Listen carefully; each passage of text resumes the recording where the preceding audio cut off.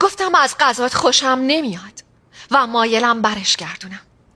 از چیه غذای من خوشت نمیاد؟ وقتی غذاتو خوردم فهمیدم بدون عشق پخته شده. مسخره است. هممون با عشق میپزیم، درسته؟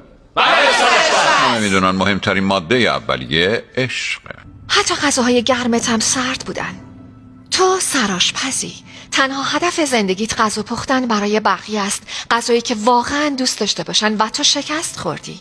تو شکست خوردی و حوصله‌مو سر بردی و بدترین بخشش اینه که من هنوزم گرسنه‌ام. هنوزم گرسنه‌ای؟ بله گرسنه‌ام. میل داری چه غذایی بخوری؟ شما چی داری؟ همه چیز. یه چیزبرگر. برات یه چیزبرگر بسیار خوب و سنتی میپزم. فکر نکنم بتونی. بنابراین کاری میکنم یاد اولین چیزبرگر عمرت بیافتی.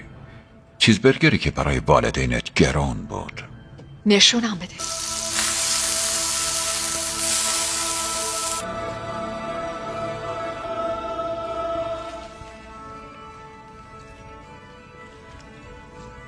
حالا شد. به این میگن چیزبرگر. یه چیزبرگر بیرون بر و کیسه مخصوص هدایا.